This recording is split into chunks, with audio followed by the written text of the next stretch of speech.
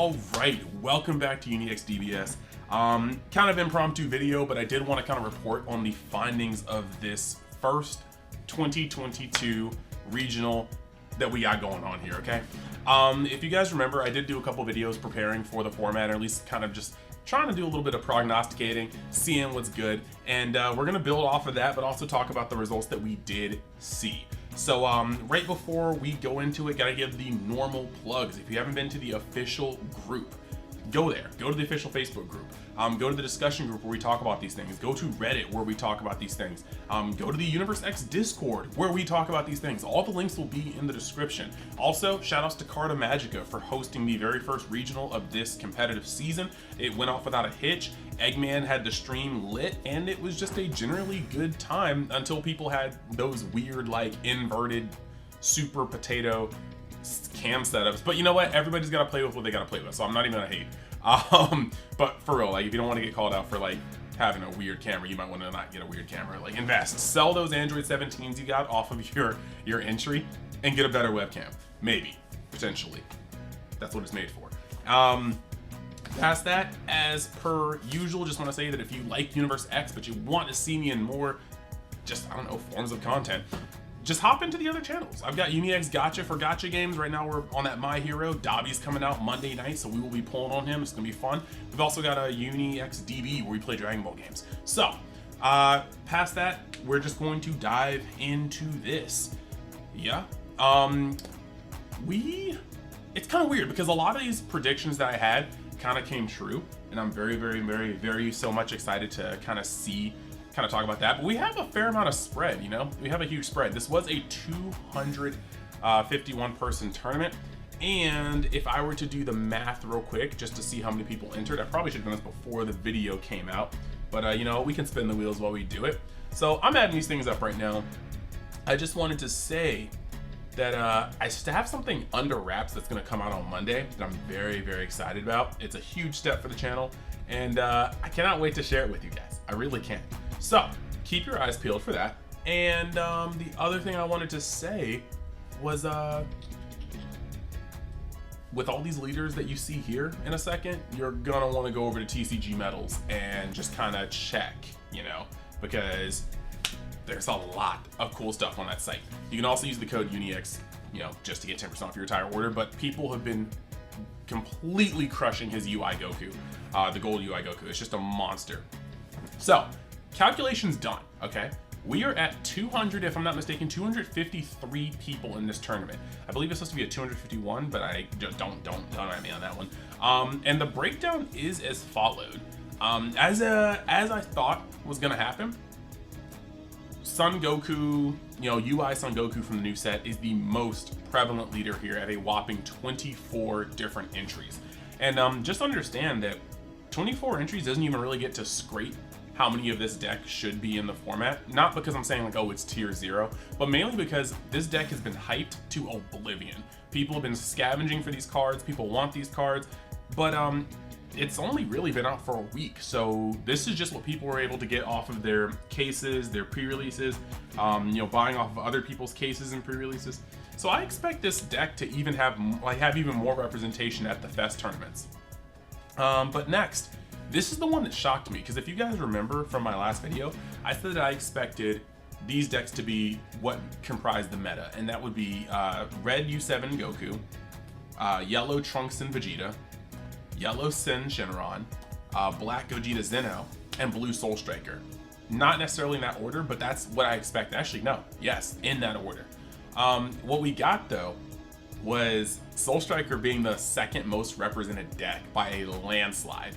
That's crazy to me, okay? So basically Goku and Goku were the most represented decks. Didn't expect blue to be like that because blue didn't lose anything, but blue didn't really gain anything, but here we are. Sin Shenron represented at 13 players. That makes a lot of sense. It is actually probably the most single-handedly powerful deck in the format, very versatile.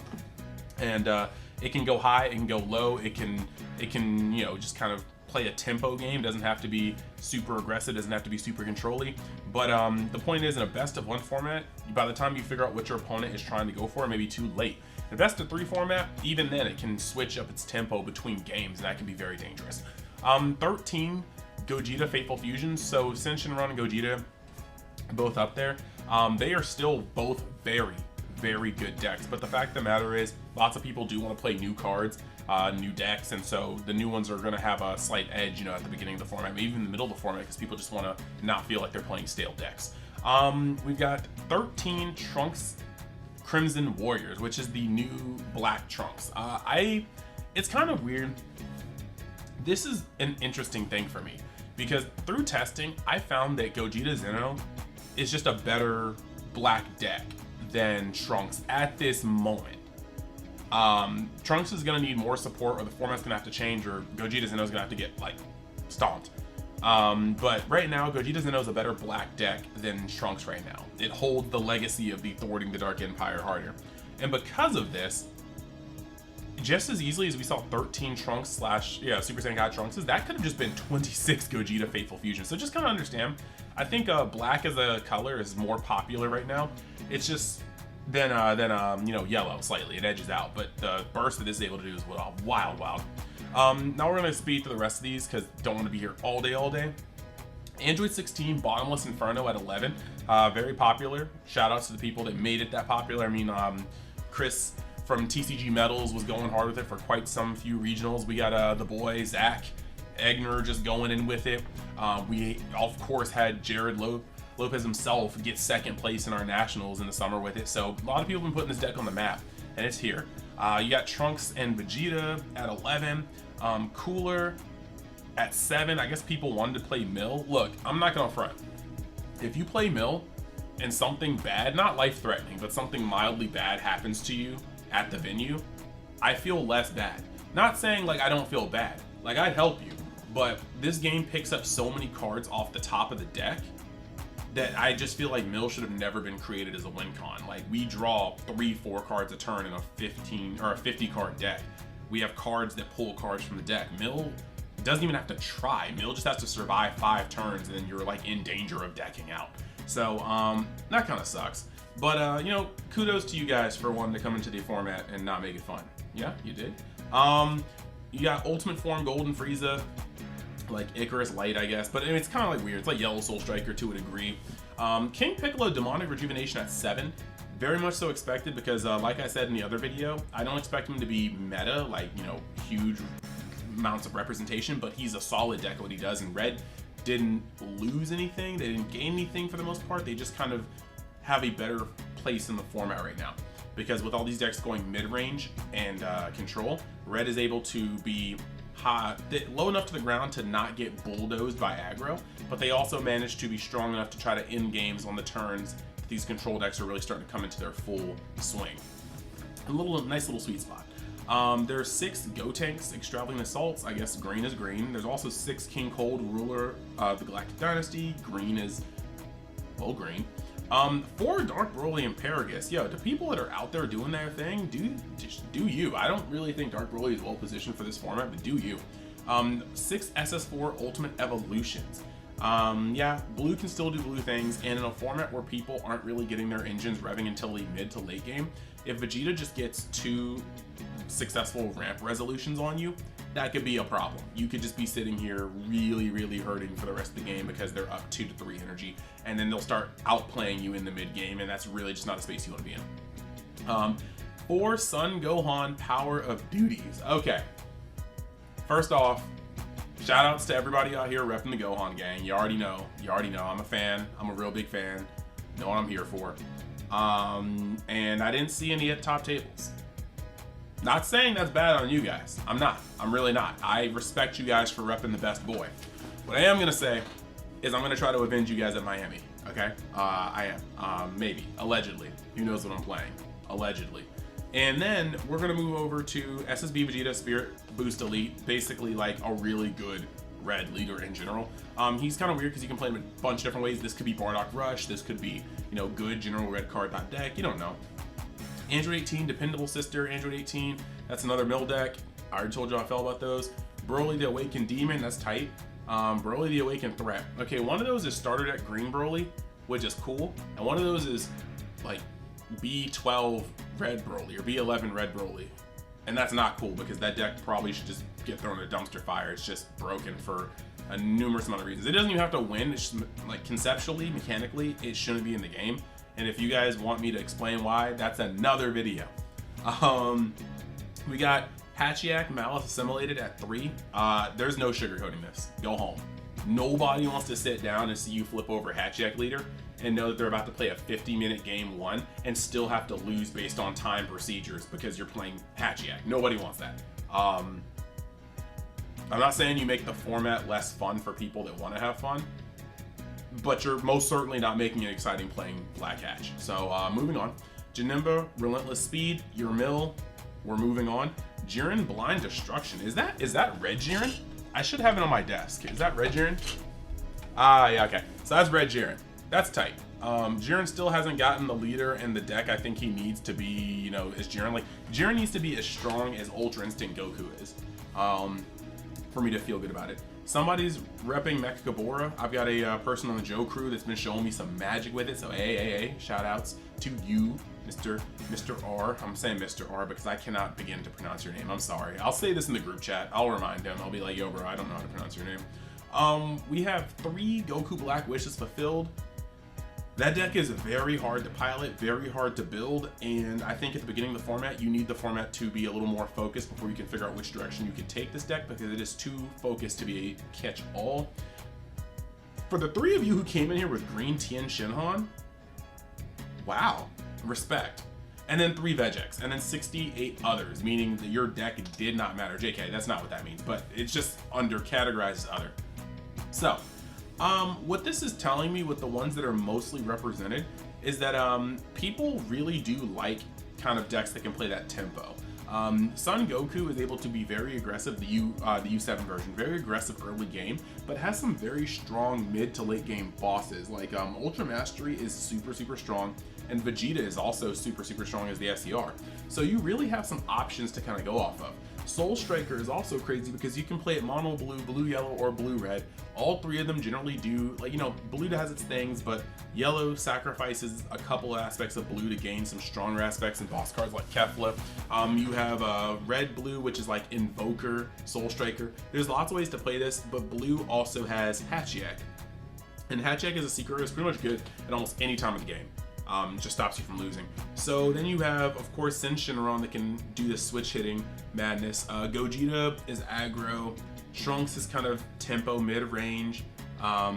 Android 16, I would say it's like mid-range, but it can be tempo. Like, you can get beat down by Android 16, but they can also kind of just play a long game too.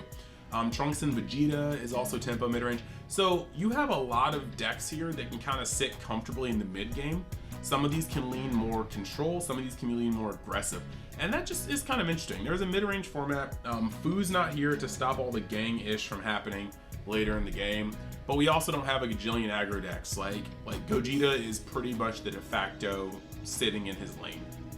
So this is actually very interesting. Now, going into the top 4, the undefeated decks, there was 1 of each, which is cool. You don't see anything particularly dominating. The top 4 undefeated going into round 7 out of 8. There was 1 Gogeta Zeno, 1 Sin Shinron, 1 King Piccolo, and 1 Son Goku Universe 7. Then the Piccolo beat the Son Goku Universe 7. A lot of people were rooting for Universe 7, but there's 2 things. 1, I do personally think that King Piccolo will kind of withstand the arbitration, like the just war of attrition between those 2 decks. King Piccolo just recycles cards, reuses resources. It's going to, I think, beat out Goku in that, because Goku mills itself and eventually gets put on a time clock. However, Marcel is also an excellent player, one of the best players we have in this game. He's technical, he's like calculating, he thinks so many steps ahead that I just don't think this was a good matchup. Your deck naturally having more longevity than your opponent's deck, plus you being a player that's known for being this meticulous, I don't think it was a good matchup for the UI Goku player. On the other end, you had Gogeta versus Sin. And with that, it was all about whether the Gogeta could break through the tempo and pressure and wall with Sin. And Sin can do so many of these things. Sin can be defensive and then switch it up to be a little aggressive. They can be defensive and poke you in the meantime. They can be straight up aggressive. Sin can do it all. And unfortunately, I'm not going to say unfortunately, but it was not as close of a game as I thought it would be with how hot the Gogeta player had been running most of the tournament. But it's cool. Congratulations to everybody that got this far. Congratulations to everybody that got your invite. The homie Zach, now currently part of Hermit, I don't want to say homie style, Hermit style gaming, as well as, you know, just being an absolute unit, you know, just chilling. Local friend, I'm glad he got his invite in the first regional. Congratulations to everybody else that just made it. But yeah, I think it's pretty interesting. We got a large spread, and this is the first of 2 regionals. And after these regionals, you know, we have the Fest in Texas, which is going to be the first use of pre-side best of 1. And then we're actually going to go over to Miami, and I will be in Miami. So I'm going to reiterate, if you want to like link up and chill, like let me know. You want to like just, you know, I don't know, just kick it. Like maybe I'll just make a reel like I was supposed to do at Nationals, but Nationals was just such a weird time for me personally. So maybe, you know, we just get a whole bunch of camera footage and I make sure I feature all of you guys in a post Miami video. But we're gonna keep it going, we're gonna keep it live. Yeah, now that we're at the end of the video, if you got all the way here and you like the content, think about hitting that subscribe button, that notification button, and I will see you guys.